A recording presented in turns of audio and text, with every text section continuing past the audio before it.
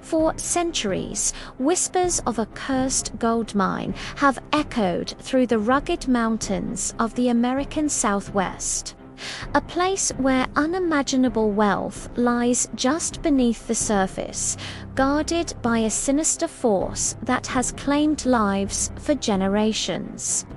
This is the story of the Lost Dutchman's Gold Mine, a legend steeped in mystery, greed, and death.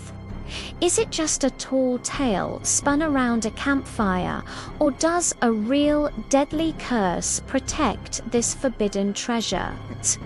Join me as we venture into the heart of the Superstition Mountains to uncover the chilling truth behind one of America's most enduring and dangerous legends. The story begins in the 1870s with a German immigrant named Jacob Waltz, better known as the Dutchman. Waltz would appear in the town of Phoenix every so often, his saddlebags heavy with incredibly high-grade gold, or he was secretive, never revealing the location of his mine. He claimed it was a place of immense danger, a place where others had met a violent end. On his deathbed in 1891, he supposedly revealed the location to a neighbor, Julia Thomas, drawing a crude map and describing landmarks. But the clues were cryptic, a puzzle wrapped in an enigma. Julia and her partners searched for years, but found nothing. They were the first in a long line of hopefuls to be defeated by the mountain's secrets, but they were far from the last. Long before Jacob Waltz, the area was sacred to the Apache tribes.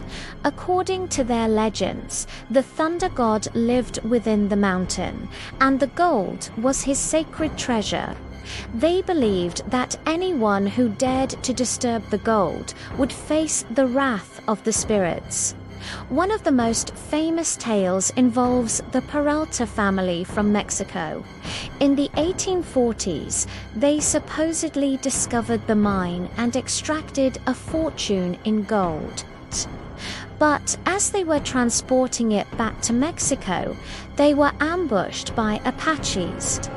The entire party was massacred, and the gold was scattered across the rocks, a grim warning to all who would follow. Some say the spirits of the slain Peraltas now haunt the canyons, their mournful cries echoing in the wind, forever guarding the treasure that cost them their lives. These early legends set a dark precedent. Over the next century, the allure of the Lost Dutchman's mine would prove fatal for dozens, if not hundreds, of treasure hunters. The Superstition Mountains are a brutal, unforgiving wilderness. The terrain is treacherous, the summer heat is deadly, and water is scarce. It's easy to get lost, disoriented, and succumb to the elements. But many of the deaths associated with the mine can't be so easily explained. Take the case of Adolf Ruth in the summer of 1931. This elderly prospector ventured into the mountains with what he claimed was an authentic Peralta map. He was never seen alive again. 6 months later, his skull was discovered with a bullet hole in it. His body was found much later, miles away from his skull. His personal papers, including the precious map, were gone. Was he a victim of the harsh wilderness, or did he find the mine and pay the ultimate price? His death was officially ruled as cause unknown, leaving a cloud of suspicion that has never dissipated. Then there's the story of James A. Cravey, who in 1947 claimed to have finally found the mine. He was so confident that he flew a helicopter into the remote canyons to begin his operation. Shortly after his headless body was found near his campsite, his head was never located.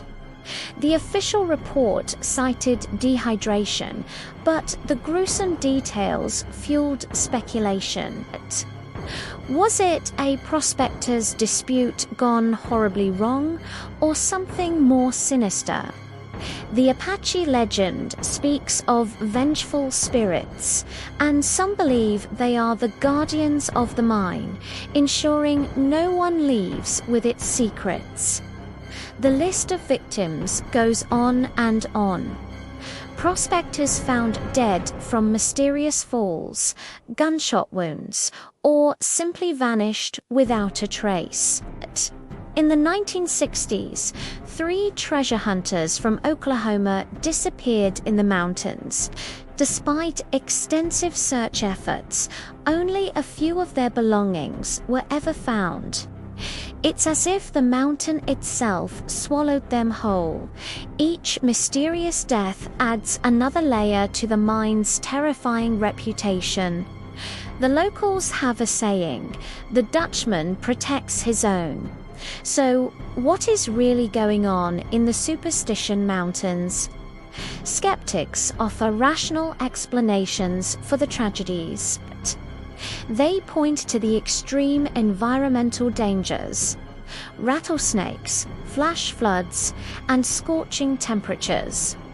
They argue that gold fever can drive people to take foolish risks, to become paranoid, and even to turn on each other. The remote location makes it an ideal place for foul play, where a crime could easily be masked as an accident or a disappearance. Perhaps the curse is just a perfect storm of human greed and a hostile environment. But the believers, the true believers, see a pattern that defies simple explanation. They talk of strange lights in the sky, of disembodied whispers carried on the wind, and of an overwhelming sense of being watched in the deep canyons. They point to the sheer number of unexplained deaths and disappearances, all centered around the search for one specific mine. They believe that Jacob Waltz wasn't just lucky. He had made a pact, or perhaps had found a way to appease the ancient guardians of the mountain. He warned people to stay away for a reason. He knew the price of the gold was not paid in dollars, but in blood. Modern-day treasure hunters, equipped with GPS, drones, and advanced geological equipment, continue to search it. Yet, the mine remains elusive. The clues left by Waltz are a labyrinth of contradictions. Landmarks have changed over the last century. Was the map a genuine guide, or a deliberate red herring designed to protect the mine forever? Some researchers now believe the mine may not be a traditional mine shaft at all, but rather a hidden cache, a rich surface deposit, or a series of smaller veins scattered throughout a vast area. This would explain why no one has ever stumbled upon a single, definitive entrance.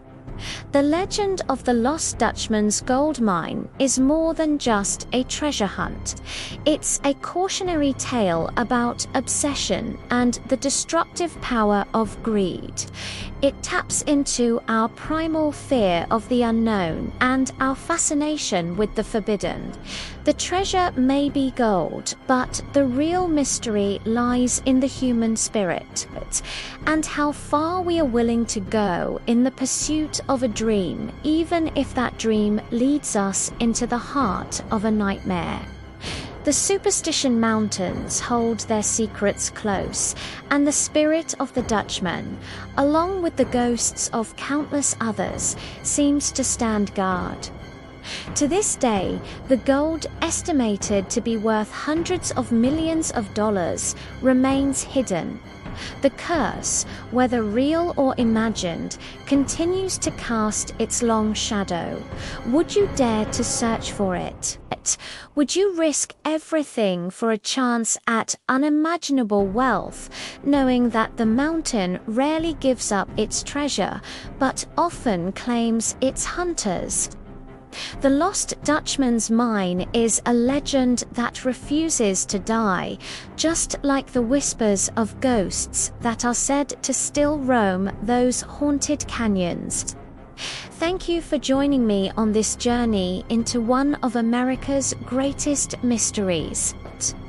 If you enjoyed this video, please hit that like button, subscribe to the channel, and ring the bell so you don't miss our next adventure into the unknown. What do you think? Is the curse real, or is it all just a myth? Let me know your theories in the comments below. Stay curious and stay safe.